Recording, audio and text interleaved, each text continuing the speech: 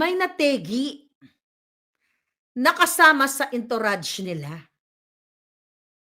Okay, nag-aantay pa tayo ng coroner's report dahil allegedly pinasuyop ng pulburon. At I don't know kung tama yung report na pinost natin dyan. First time daw. Okay? First time daw nitong magpulburon. Kaya hindi kinaya ng katawan na tegi. Bago tayo mag-umpisa, baka pwede nyong i-like ang video na to. Malaking bagay ang like sa aming mga content creators. Maraming salamat po.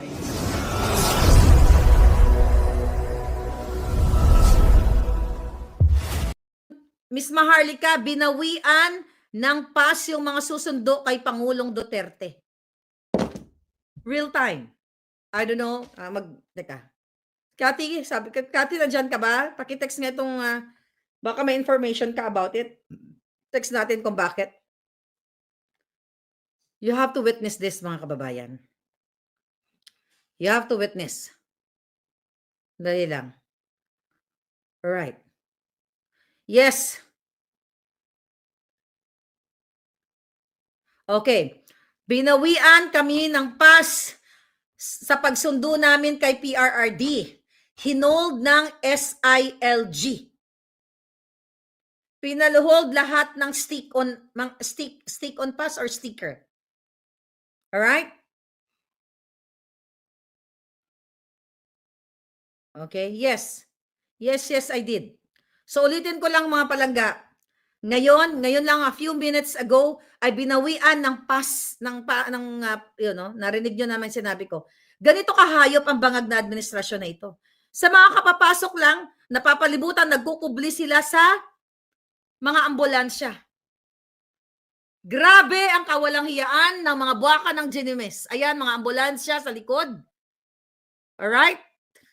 Ayan, mga palangga. Kaya you have to witness. Ulitin ko po, hindi dapat talaga tayo nag-alala kasi available ito. Pero kailangan magmatsyag kayo dahil magaling magtanim ng kasinungalingan ang bangag na gobyernong ito. Tinaon nila na wala sila sa Pilipinas, nandito sa Amerika sila Satanas at kinarma sila. Why? Ang Diyos, halos naman tayo dito naniniwala sa Diyos, di ba? Whether you are Muslim, Katoliko, born again, naniniwala kayo na may supreme being. May nategi na kasama sa entourage nila.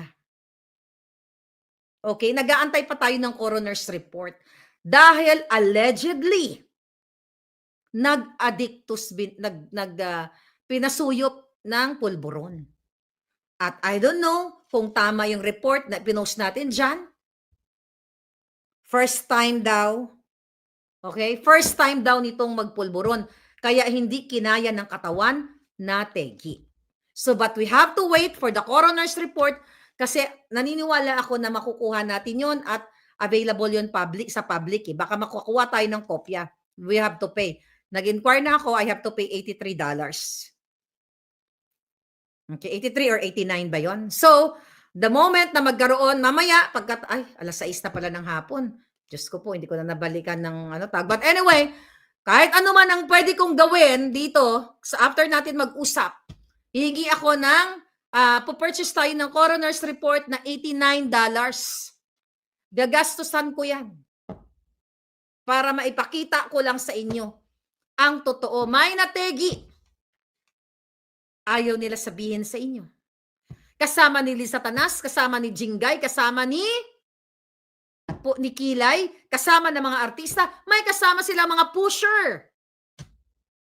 Dalawang bakling, ang dalawang pusher na kakilala nila na lagi nasa likod ni Satanas. Kaya ang question ko kanina, saan sila kumuha ng pulburon? Kung ito ay ma-rule out ng medical examiner ng coroners dito sa California, sa Los Angeles, particularly sa Beverly Hills kasi doon namatay sa isang sikat na hotel. Sa Beverly, 2 words. Diba? Beverly, 2 words. Ilang syllables? Beverly, 3. Tapos yung yung hotel, 2 syllables. Wala, alam nyo na kung ano. Prestigious hotel. Nakita na natin, nakita ko actually, ay hindi, makita yung pangalan, di ba? We have to verify first. We have to wait for the final. Kung ano may toxicology ba report. For sure, meron yan. Ano ba ang natira o ano ng cause of death. Kasi usually, ang ginagawa ng mga yan, kunyari, sa Pilipinas lang pala yun. Sa Pilipinas, kahit nag-overdose, pwede mong sabihin na atake sa puso o hindi na nagising. Kasi lahat nababayaran. Pero dito, hindi isa sa alang-alang ng mga coroners o ng mga doktor o ng mga medical practitioners ang kanilang lisensya para magsinungaling unless nabilin sila siguro ng multi-billion dollars kapalit ng kanilang pagsisinungaling, pero hindi ka makakalusot sa Amerika palangga. Mga cold cases dito 30 years ago after nasusolve ang problem because of forensic investigation. The same thing, the forensic authentication ng video ni Bangag na sumisinghot ng pulburon. So you have to what? Kumilos na kayo. Ipakita nyo yung suporta. Baka ito na yun. Ang dami ng mga nangyari. Kailangan pa bang magbuwis ng buhay? 'Di ba? Kayo na susunod. Yung mga kidnapan. O ito.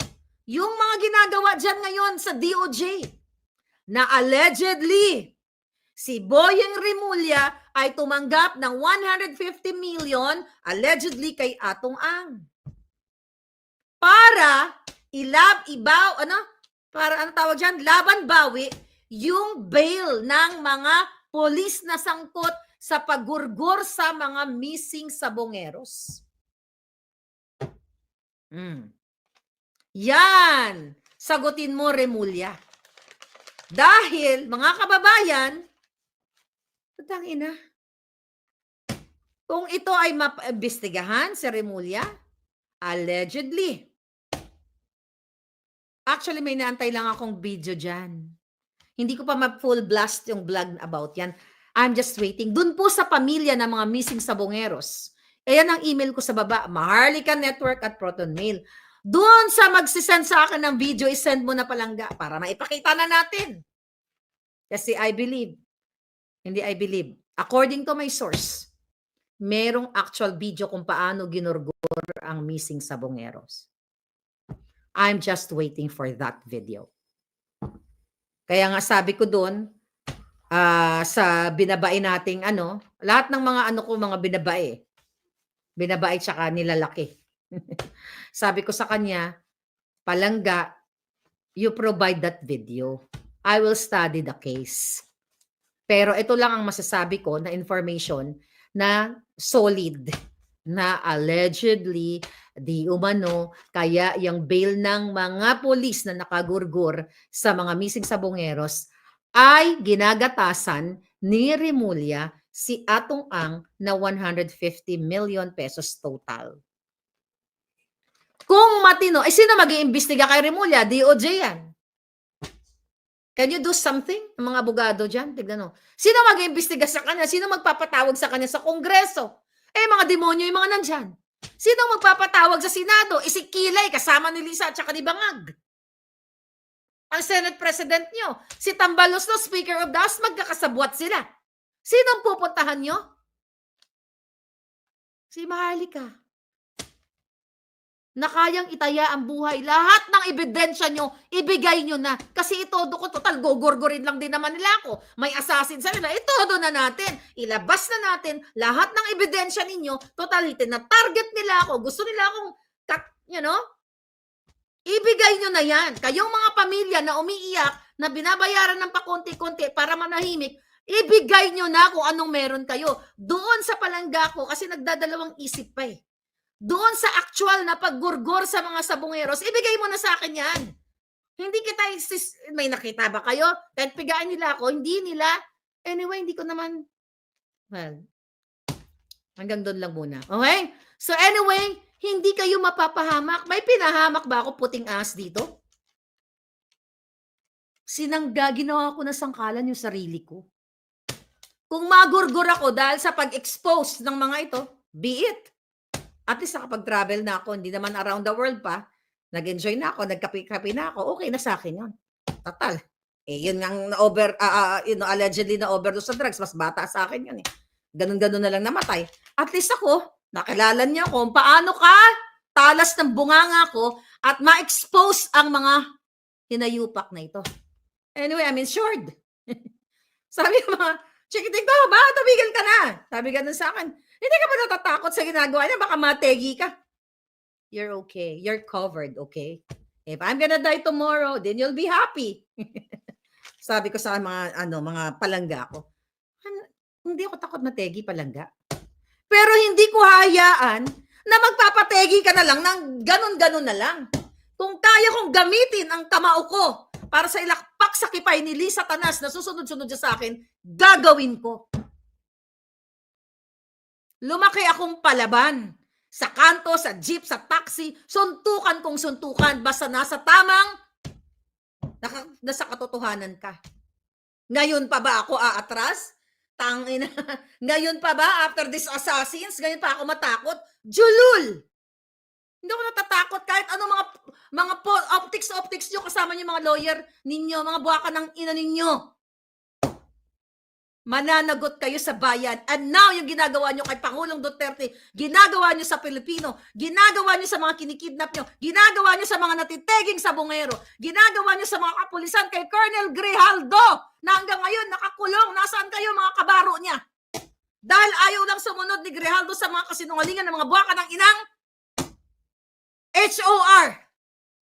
Anong ginawa sa kanya? Kinulong. Tinanggalan ng sweldo. May pamilya yan, may anak yan. Kumakain yan, nag-aaral yung mga anak. Ganyan kahayop ang gobyerno ni Bangag.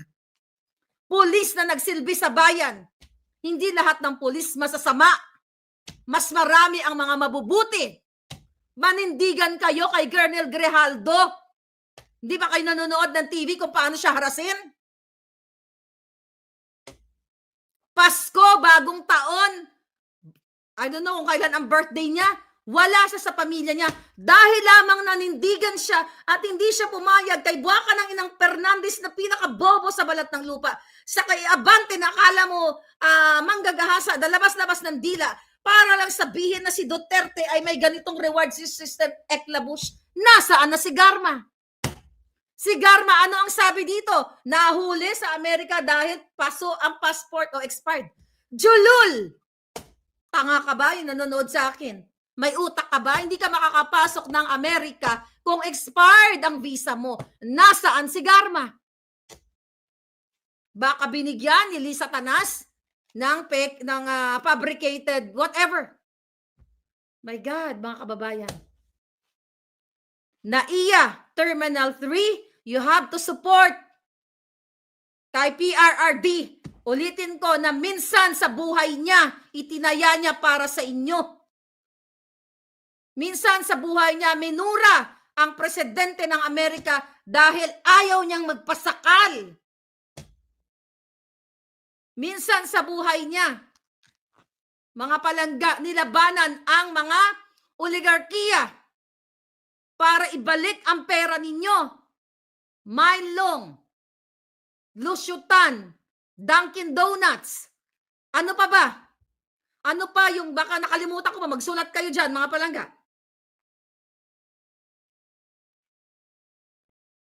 Ano pa ang mga ginawa ni Duterte? Oh. 'Di ba? Sino ang presidente na ibinalik, okay, ang Balingiga Bells, 'di ba? Na kinuha ng Amerika during the time ng 1900s. Only Duterte.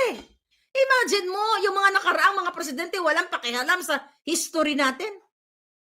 Si Duterte, tignan mo, isang singhal-singhal lang sa mga julul. Ginagawa ba ni Bangag yan? Ano ginagawa ni Bangag? Parang aso kay Biden.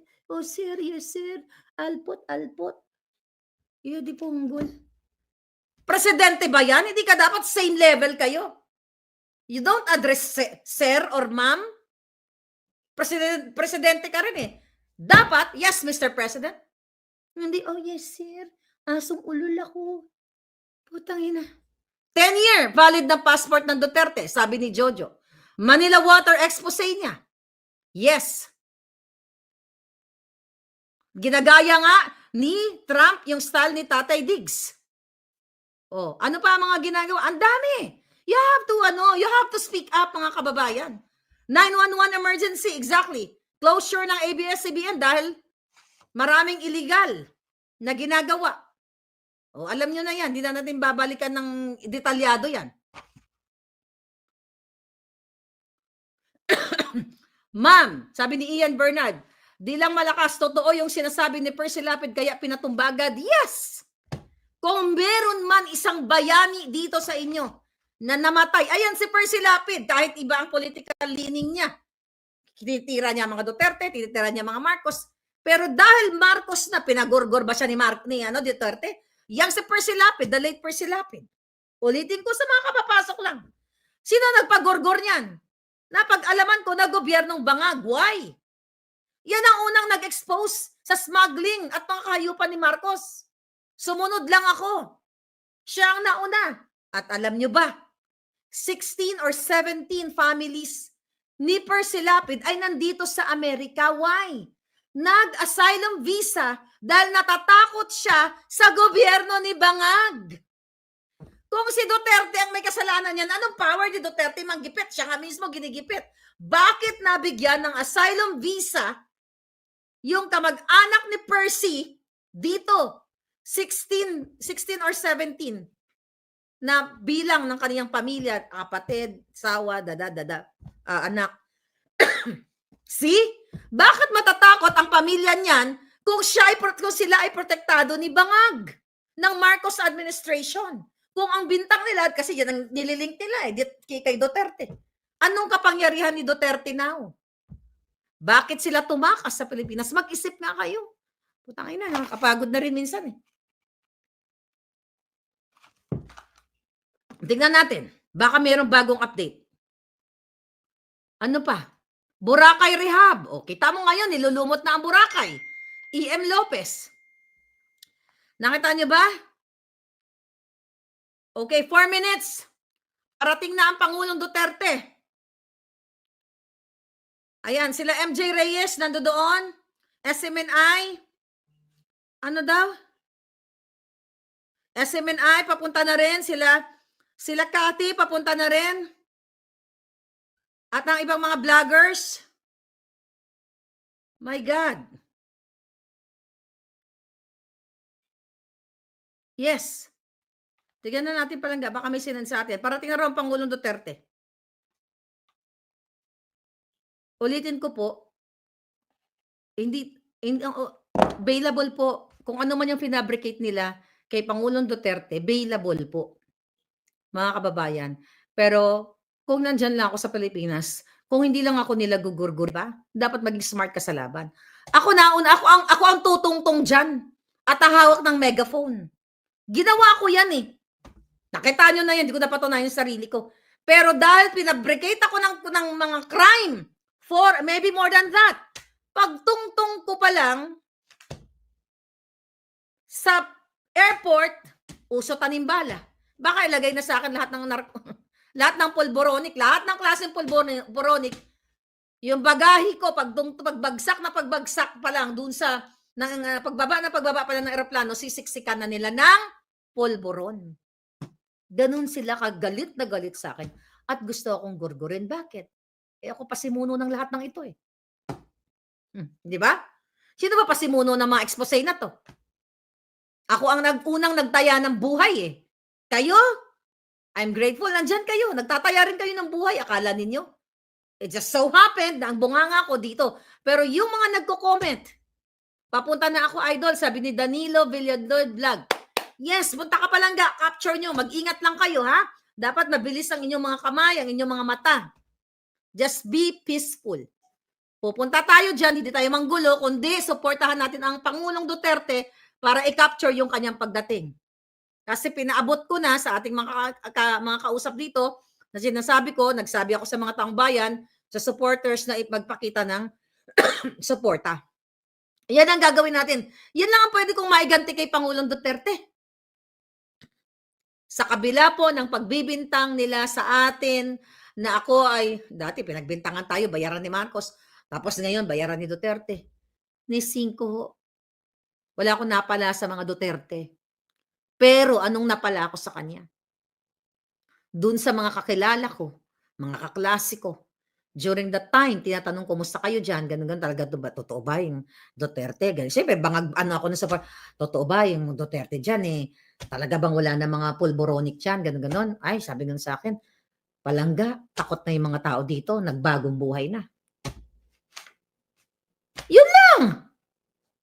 Ngayon, ang mga OFW kakaba-kaba. Imagine mo 9 years old, 10 years old, 11, 12, nag-a-addictus na. Nakikita niyo naman siguro sa TikTok, Facebook, yung mga tao, mga kababaihan pa sumisinghot. Yan ay reflection ng pagiging weak na presidenteng bangag. Bakit? Walang takot ang nasa BI, Bureau of Immigration, sa airport, sa lahat ng ahensya ng gobyerno, gumawa ng kawatan, gumawa ng katarantaduhan, kasi magkakasabwat. At kumukolekta pa yung bangag na yan, ang pamilya niya, sa mga extortion, kung ano pa man lahat yan. Tangay na. Touchdown na si President, sabi ni W. Touchdown na, kasi 4 minutes kanina, di ba?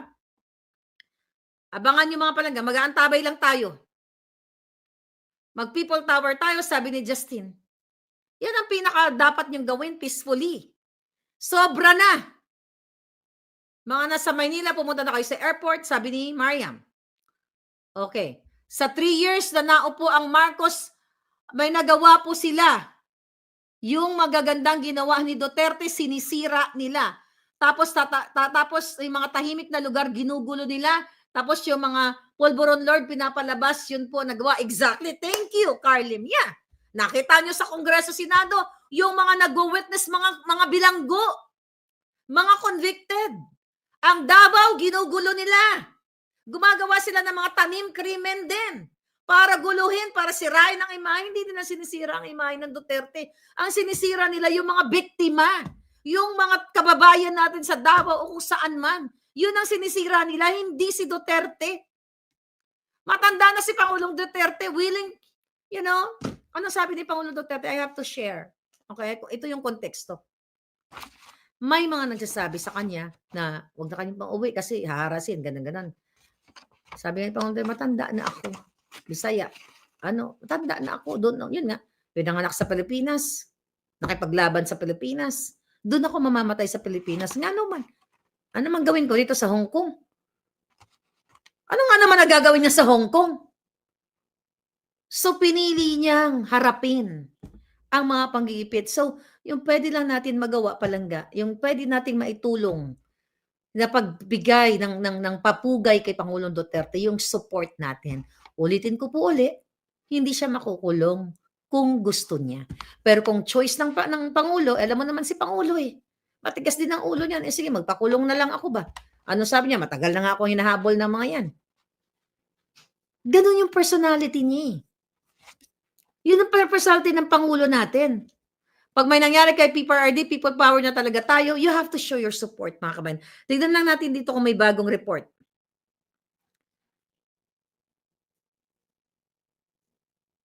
Okay. 6:20 na pala.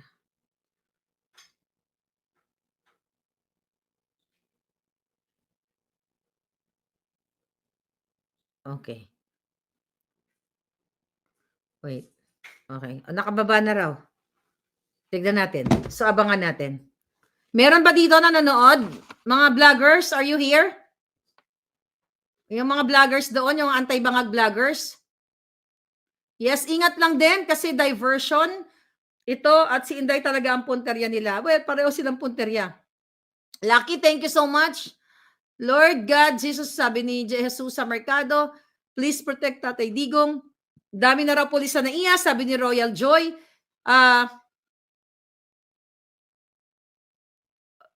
Worried baka magbarilan sa airport, sabi ni Dalia Munro. You know what?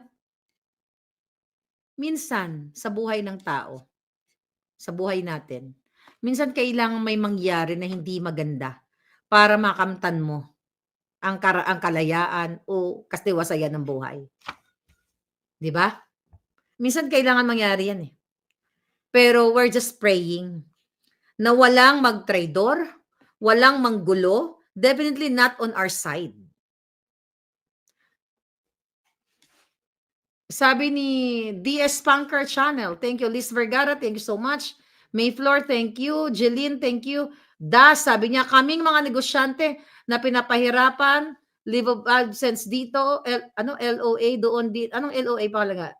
Dito, doon din naman. Alam kong kailangan namin, kaya naawa na lang kami sa mga employees namin in case magsara kami. Mga business nagsasara. Thank you, Palangga. Yes, sabi ni Rachel Tan. Yes, may mga anti-bangag. Anti-bangag vloggers na nandoon. Ang daming pulis sa airport. Videohan mo, Maria Rian Zen, nandiyan ka na ba? Okay. May bagong message tayo, mga palangga. May bagong message. Okay.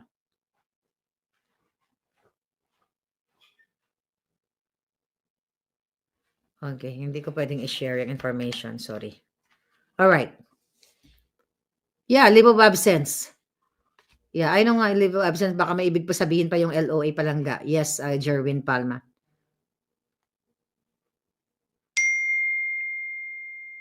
Sakay coaster. O, tiyatin natin. Teka.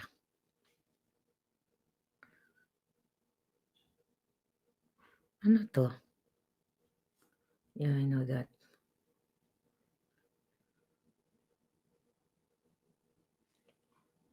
Should I say this? Teka, tanong ko muna. Kung sasabihin ko to palangga. Tanong muna natin.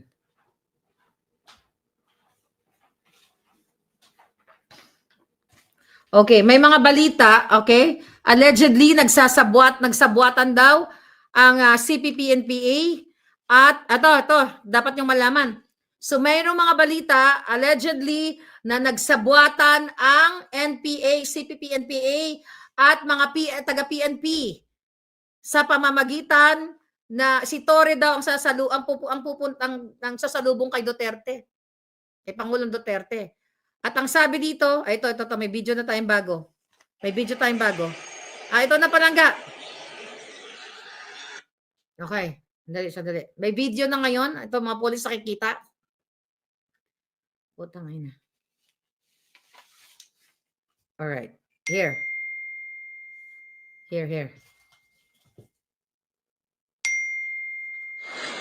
Ito ngayon po, yan ang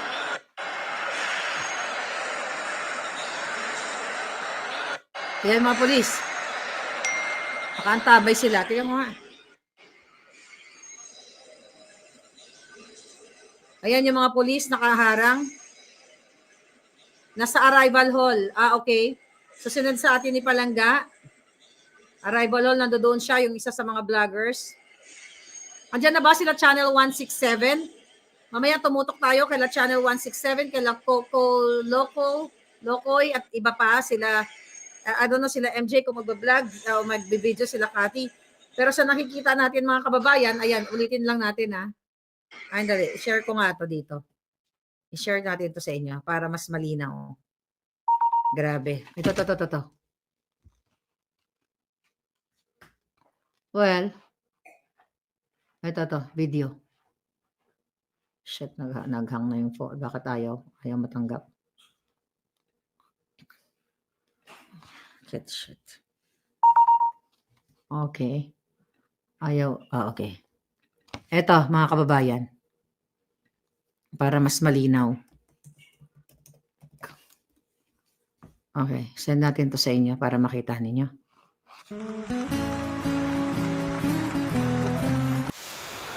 Bakit tumunog yan? Okay, wait a minute. Eto.